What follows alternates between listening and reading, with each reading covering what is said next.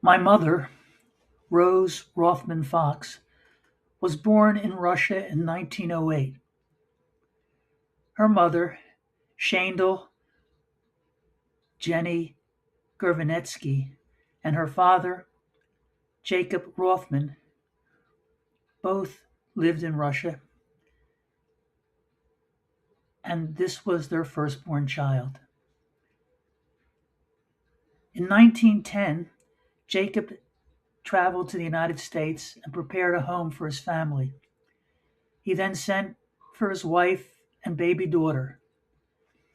And in that year, Jenny and her 2-year-old child, my mom, came to the United States on board a ship in the steerage section. My grandmother, Jenny, was only 23 years of age at the time and had to take care of a 2-year-old child during that unpleasant trip, which took many, many months. My mom was the oldest of her 4 siblings, but in many ways, she was the youngest. She never trusted herself, especially when making any kind of decision. She followed her 2 sisters, Sylvia and Ray, and tried to emulate what she thought they would do. Later, when she married my dad, she almost totally relied upon him and was influenced by his wishes and his ideas. One of my favorite memories of my mom was when she attended the S training at about the age of 68. This seminar was designed to help people understand themselves and then act more effectively in their lives. My mom attended the seminar without my father. She really enjoyed it and fully participated without reaching out to anyone in her life for help or assistance. For the first time that I could ever recall, and I believe it may have been the first time in her life, she began to stand as an independent person. She voiced her opinions, which were truly her opinions, and she seemed more peaceful and happy. It was truly a remarkable personality change, and I will never forget that time of her life. Unfortunately, my mom continued to be subject to my dad's considerable influence.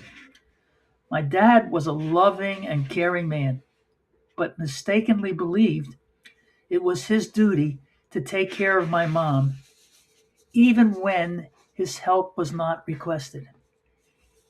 He had become a very strong willed caregiver after he had nursed his mom at the age of 12 until his mom eventually died after a short bout with pneumonia. That made a lasting impression on him, and he was a caregiver for the rest of his life. The more my dad took care of my mom, the more she slipped back into her old patterns. And finally, after the S training, and after living again for a period of time with my dad, she returned to her old self and lost the joy of standing in her own power. The lesson for me was that peace and happiness are found in facing life on your own, even when it's painful. Opening my arms and welcoming what life sends me has always meant that I have become stronger as well as more satisfied. Picture yourself standing alone. Facing you about 3 or 4 feet away is a human form, but you cannot make out its face or its body, but you see its arm. And that arm is coming down towards you with the back of its hand in a way that it might strike you and knock you over. Let that form and that hand represent life. My reaction to that situation during my younger days was either to grab that hand and resist it by pushing it back, from me, or alternatively, and probably more often, I would turn and I would run from that hand. As I grew older, I realized that if I just stopped resisting by either fighting against it or running away from it, that hand would come down and it would not hit me, but rather its open palm upward would face me, and in that palm would be a gift, a lesson, an opportunity to grow and be more of who I really am, more peaceful, more loving, more effective, more confident, but more than all, more loving. Asking for help or allowing another to help you, like my mom always did, prevents you from learning and growing and becoming more of who you can be. I have learned that the best way to help another person is found in the old saying, if you give a man a fish, you feed him for a day. If you teach a man how to fish, you feed him for a lifetime.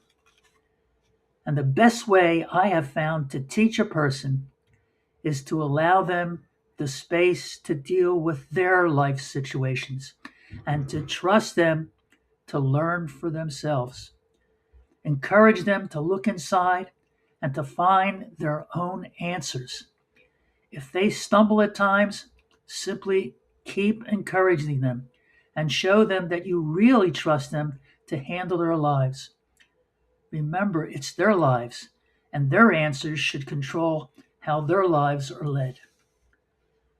I also learned that everyone, my mom and my dad included, are always doing the best that they can in each moment.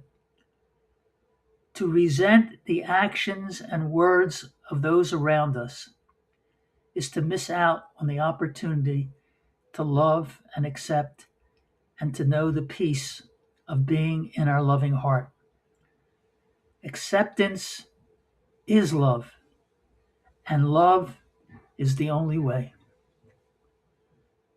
Thank you so much for listening.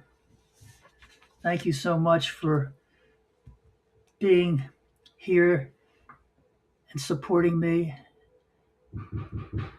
I appreciate it in a way you will never know.